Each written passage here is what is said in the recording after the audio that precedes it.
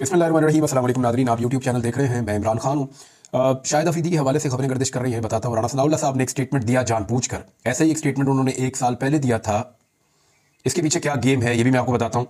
उसके अलावा इमरान खान साहब का खाना गिना जा रहा है, नवाले गिने जा रहे हैं कि वो कितना खाना खाते हैं और कितने का खाना वो खा गए हैं।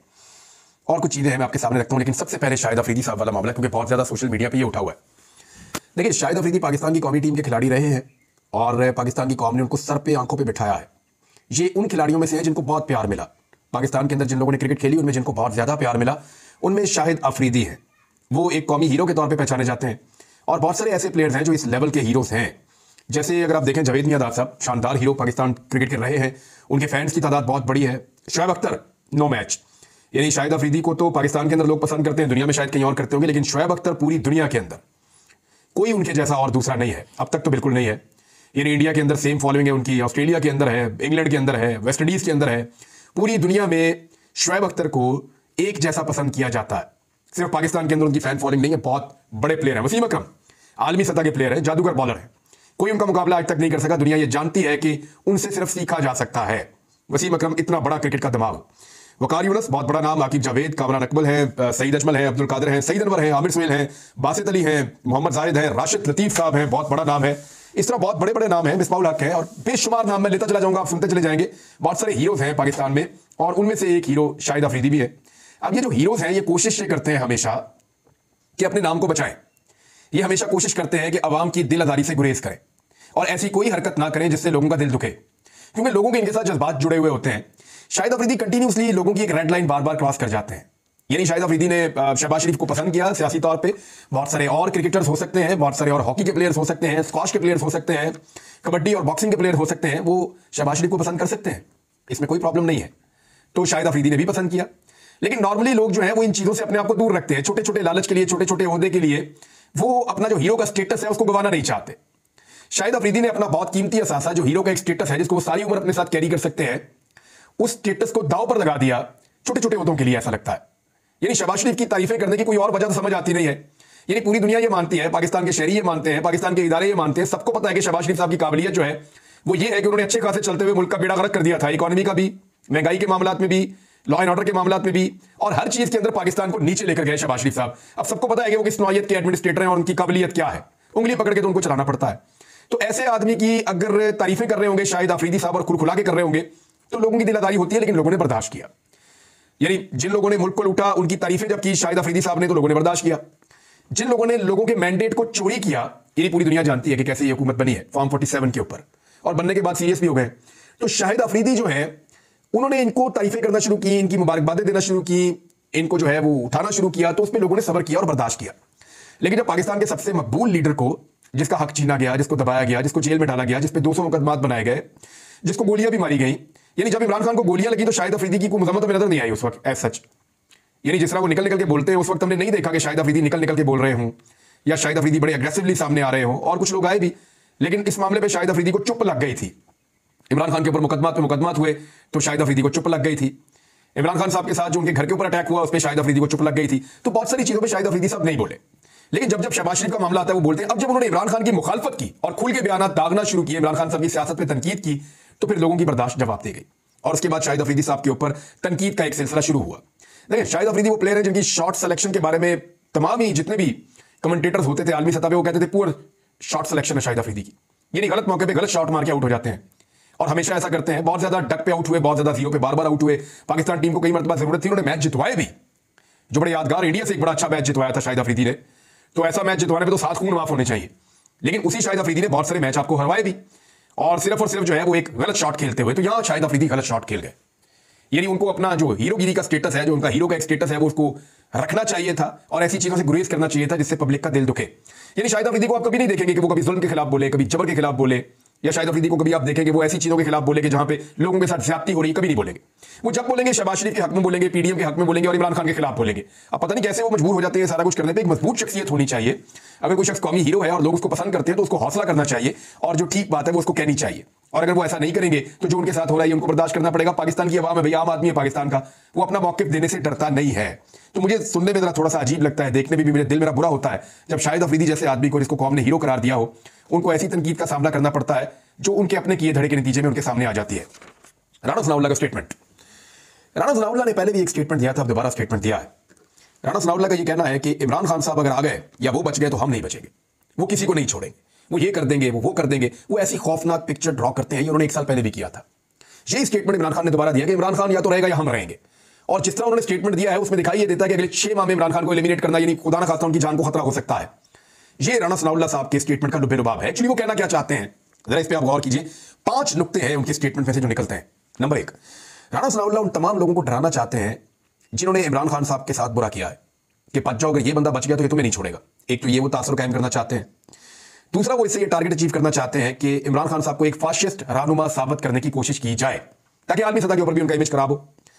नंबर 3, वो तहरीक इंसाफ के कारकुनों को भड़काना चाहते हैं, उनको वर्गलाना चाहते हैं कि देखो आपके लीडर की जान को खतरा है, वो एक किस्म का फ्लेयर अप कर रहे हैं माहौल को। नंबर 4, इमरान खान साहब की मौजूदगी में फिलहाल पीएमएलएन की या पीडीएम की जमातों की सियासत दफन हो चुकी है। यानी आप कहीं भी पाकिस्तान में सियासत पे बात करें, आप इमरान खान से बाहर निकल ही नहीं सकते। कोई टॉक शो करने, उनका नाम लेने पे, उनकी तस्वीर दिखाने पे पाबंदी तो हो सकती है, लेकिन आप उसके बगैर अपना काम नहीं चला सकते। लोग सुनना ही नहीं चाहेंगे, लोग बात ही नहीं करना चाहेंगे। तमाम मीडिया सोशल मीडिया पे दिन रात इमरान खान को दिखा रहा है और अपने मेन मीडिया पे दिखा नहीं पाता, क्योंकि वो भी ये जानते हैं कि इसके बगैर उनकी क्रेडिबिलिटी भी नहीं रहेगी। तो मामला ये है कि इमरान खान साहब की मौजूदगी में बाकी सबकी सियासत दफन हो रही है। तो इमरान खान साहब की मौजूदगी से खतरा जो है ये राणा सनाउल्लाह साहब को खटकता है। और 5वां राणा सनाउल्लाह साहब का जो मकसद है वो ये है कि वो ये चाहते हैं कि उनके दौर में जो कुछ हुआ उस पर पर्दा पड़ा रहे, और अब कोई ऐसा तमाशा लगे जिसके बाद इमरान खान साहब के खिलाफ जो उनके दौर में हुआ वो लोग भूल जाएं। तो मैं आपको कुछ एक कंपैरिजन मैंने आपके सामने रखना है, और बिल्कुल फेयर कंपैरिजन है, मैं आपके सामने शो कर देता हूं कि पीडीएम की हुकूमत और इमरान खान की हुकूमत में से कौन ऐसा था जो बदला लेता है, कौन ऐसा था जो फाशिस्ट है, कौन ऐसा था जो जुल्म और बर्बरियत पे यकीन रखता है, कौन ऐसा है या ऐसा था जिसने जुल्म के पहाड़ तोड़े हैं, जो दूसरे को छोड़ने के ऊपर यकीन ही नहीं रखता।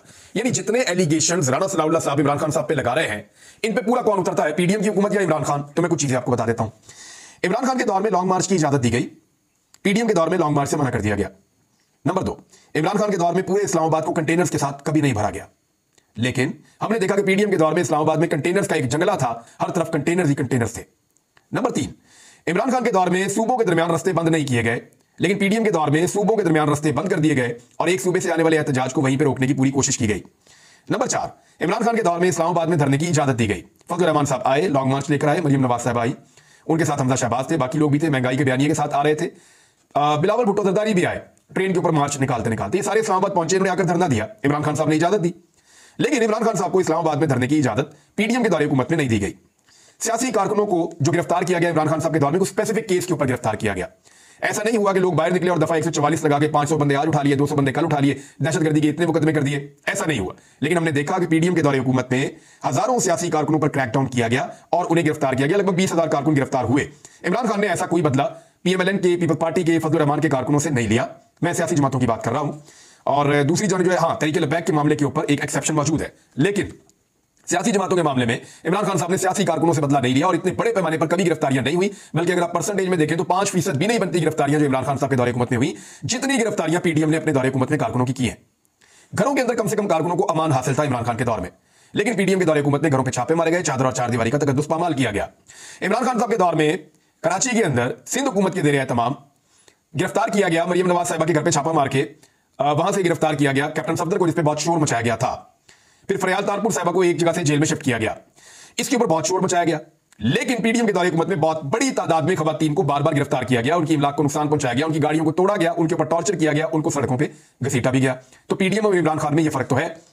बंदे जो है वो इमरान खान साहब के दौर में अगवा नहीं हुए और बाद में उन्होंने प्रेस कॉन्फ्रेंस करके अपनी पार्टियों को नहीं छोड़ा, जबकि बंदे भी अगवा हुए पीडीएम के दौरे हुकूमत में और उन्होंने अपनी वफादारियां भी तब्दील की प्रेस कॉन्फ्रेंस कर करके।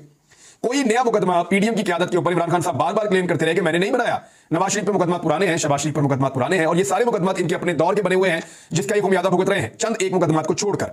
जबकि इमरान खान के ऊपर पीडीएम के दौरे हुकूमत में लगभग 200 के करीब मुकदमा मुबैना तौर पर बनाए गए। इमरान खान ने किसी भी सियासी लीडर के घर के ऊपर हमला नहीं किया या सिक्योरिटी फोर्सेज के जरिए से अटैक नहीं करवाया, जबकि पीडीएम के दौरे हुकूमत में इमरान खान के घर के ऊपर बार बार हमला किया गया, बार बार उसके ऊपर अटैक किया गया। और वो सूरत आप सारी देखते रहे, मैं उसकी तफसील में नहीं जाना चाहता, लेकिन एक चीज आज मैं आपको बता देता हूं। कुछ लोग जो राणा सनाउल्लाह साहब से मिले हैं वहां से ये खबर वो लेकर आए और उन्होंने मुझे बताया कि राणा सनाउल्लाह साहब ने ये बात बड़ी कैटेगोरिकली की है कि इमरान खान साहब के घर के ऊपर जब अटैक किया जा रहा था तो मुबैना तौर पे जो राणा सनाउल्लाह साहब के जराए क्लेम कर रहे हैं, जो लोग मिलकर आए, वो ये कह रहे हैं कि राणा सनाउल्लाह ने उसकी मुखालफत की थी और उन्होंने कहा था कि घर के ऊपर बिल्कुल भी अटैक नहीं करना चाहिए, इमरान खान को अदालत से या रस्ते से गिरफ्तार करना चाहिए। अगर एक घर के ऊपर इस तरीके से फोर्सेस अटैक करेंगी या जाके उनको गिरफ्तार किया जाएगा तो कल को यही सूरत हाल बाकी घरों के ऊपर भी होगी और ये एक ऐसी रवायत आ जाएगी जो पाकिस्तान में पहले नहीं थी। ये राणा सनाउल्लाह साहब की एक तजवीज थी जिसपे अता तारड़ और मरियम नवाज साहबा की जानिब से बड़ा दबाव आया। उन्होंने कहा नहीं जी नहीं पकड़ो, आपको पता है वो फितना और ये वो बहुत सारा वो चला रहे थे एक बयानिया, तो फिर इमरान खान साहब को गिरफ्तार उनके घर के ऊपर जिस तरह छापे मारे गए, जो सूरत हाल बनी वो आपके सामने है। अच्छा जी, जेल में सहूलियात के हवाले से इमरान खान साहब का सिर्फ एक बयान है कि नवाज शरीफ का मैं एसी उतारूंगा, हालांकि वो एसी उतारा नहीं गया, बल्कि नवाज शरीफ साहब की वर्ल्ड रिकॉर्ड मुलाकातें हैं जेल के अंदर, और जो सहूलियात उनको मैसर थी आप सोच भी नहीं सकते। जब साफियों से मुलाकात करते थे तो 15 कुर्सियां लगती थी, एक पे मियां साहब बैठते थे, 14 कुर्सियों पे 7 साफी इधर और 7 इधर बैठ के लंबी नशिस्त होती थी। इसी तरह बाकी लोगों से भी नवाज शरीफ साहब बड़े जबरदस्त तरीके से मिलते थे। इधर इमरान खान साहब को जेल में जो तकालीफ हुई वो आप सब जानते हैं, जिस किस्म की उनको सहूलियात देने से मना किया गया वो भी आप सब जानते हैं, और जिस तरह उनकी मुलाकातों को लेकर इस वक्त भी अदालत में केस चल रहा है वो भी आप सब जानते हैं। क्या इमरान खान के दौर में बार बार इंटरनेट और मोबाइल फोन बंद हुए? पीडीएम के दौरे हुकूमत में बार बार इंटरनेट और मोबाइल फोन बंद हुए। इमरान खान ने दफा 144 का निफाज नहीं किया सियासी जमातों के खिलाफ, लेकिन पीडीएम की हुकूमत ने इमरान खान की जमात के खिलाफ बार बार दफा 144 का निफाज किया है। ये सारी चीजें अगर आप देखें और गौर करें तो आपको पता चलेगा कि जो पीडीएम की सियासी जमातें हैं वो फाशिज्म में, बदला लेने में, अपने मुखालिफिन को जिंदा दफन करने में या उनको दबाने में, उनके खिलाफ होचे हथकंडे इस्तेमाल करने में इमरान खान के मुकाबले में बहुत आगे हैं। लेकिन वो ये प्रोपेगेंडा करना चाहते हैं कि ये सारी खराबियां इमरान खान में है। वो बार बार कहते हैं इमरान खान नहीं छोड़ेगा, नहीं छोड़ेगा, नहीं छोड़ेगा। इमरान खान अपने मुंह से कह चुके हैं कि मुझे किसी से बदला नहीं लेना, मुझे इस मुल्क के अंदर रूल ऑफ लॉ लेकर आना है, सारे इदारे मेरे हैं, मैं सारे इदारों का एहतराम करता हूं और मैं ये चाहता हूं कि पाकिस्तान के अंदर रूल ऑफ लॉ हो, अवाम की हुक्मरानी हो और अवाम फैसला करे कि पाकिस्तान के ऊपर कौन हुकूमत करेगा। ये जी है राणा सनाउल्लाह साहब वाला मामला, मैंने आपके सामने रख दिया है। एक चैलेंज किया है अपोजिशन लीडर ने पंजाब असेंबली में, चैलेंज मुझे ठीक ही लग रहा है। अपोजिशन लीडर ने कहा कि 52 मंसूबे मरियम नवाज ने दिए हैं, इनमें से अगर 5 मंसूबे भी मरियम नवाज के अपने हो ना तो उन्होंने फिर दावा कर दिया और उन्होंने चैलेंज कर दिया कि मैं चैलेंज करता हूं कि 5 मंसूबे भी मरियम नवाज के अपने नहीं है। ये सारे वो मंसूबे हैं जो इमरान खान साहब के दौर में शुरू हुए थे या उन्होंने इसकी मंसूबाबंदी की थी और इसके ऊपर काम शुरू किया था। एक खबर और आई है कि इमरान खान ने 6 माह में 35 लाख का खाना खा लिया जेल में। अब ये खबर देने वालों को शर्म नहीं आ रही, और 35 लाख का खाना अकेला आदमी कैसे खा सकता है जेल के अंदर? यानी अगर रोज का एक आदमी बहुत ज्यादा भी खाए तो 4000 का खाना खा लेगा, 5000 का बहुत ज्यादा भी दबा के खाए तो 5000 का खाना खा लेगा मैक्सिमम। तो अगर एक आदमी रोज का 5000 का खाना भी खाए ना, तो जितने दिन से इमरान खान जेल में मैक्सिमम 10 लाख का खाना बनता है, 4-5 हजार का खाना अगर एक आदमी रोज खाए तो, और खाने के मेन्यू के अंदर ज्यादातर दाल है, सब्जियां हैं, बीच में 2-4 दिन गोश्त है, 2 दिन मेरे ख्याल में गोश्त है, इस तरह से कोई मेन्यू है वहां पे, सुबह डबल रोटी है। तो ये खाना जो इमरान खान साहब को मिल रहा है उसको 35 लाख का बना दिया। मुझे तो लगता है वहां पे भी करप्शन हो रही है, इसका ऑडिट होना चाहिए और पता करना चाहिए कि ये 35 लाख का खाना डाल तो दिया है, क्या इतने का खाना आया भी है? और ये 35 लाख का खाना तो नजर आ रहा है सबको, लेकिन 3.25 करोड़ के टायर नजर नहीं आ रहे हैं सबको। यानी 3.25 करोड़ के टायर है और मैचिंग वाला गाड़ी के अंदर का कोशिश है, वो किसी को नजर नहीं आ रहा। जो पंजाब की वजीर आला के लिए उनकी ख्वाहिश के ऊपर ये किया गया मुबैना तौर पे, वो किसी को नजर नहीं आ रहा, लेकिन सबको नजर आ रहा है 35 लाख का खाना। भाई अगर इतना दुख रहा है खाना तो इमरान खान को फिर आजाद कर दे ताकि वो खाना अपने पल्ले से खा ले। वैसे इमरान खान साहब जो है वो तो पूरी दुनिया में जहां भी जाते हैं खाना मुफ्त में ही खाते हैं, और यहाँ पे जेल में भी खाना उनको मुफ्त में मिल रहा है। और मियां नवाज शरीफ साहब को मुझे याद आ गया, जब मैं गिरफ्तार हुआ ना मुझे पुलिस वाले ने ये बात बताई थी, नाम मैं उसका नहीं लूंगा, लेकिन मियां साहब को चैलेंज है कि मियां साहब आप मुझे चैलेंज करें किसी कोर्ट के अंदर, ये बात साबित हो जाएगी। बात यह है कि मियां नवाज शरीफ साहब को जब जेल में शिफ्ट किया गया तो मियां साहब ने जाते ही अपने कुक के बारे में पूछा कि पिछली दफा मैं कैद था उस वक्त एक बावर्ची था जो खाना बहुत अच्छा पकाता था, वो कहां पे है? पता चला जी वो जेल से ट्रांसफर होकर किसी दूर दराज जेल में चला गया। तो फौरी तौर पे गाड़ियां रवाना की गई, पहले टेलीफोन घुमाए गए, फिर वहां से उस जिले की इंतजामिया जो है वो मुतहर्रिक हुई। ये इमरान खान साहब का दौरे हुकूमत है, मैं आपको बता रहा हूं, और उस दौर में नवाज शरीफ की आप चेक करें कि किस लेवल का नवाज शरीफ का इन्फ्लुएंस था इमरान खान के दौरे हुकूमत में।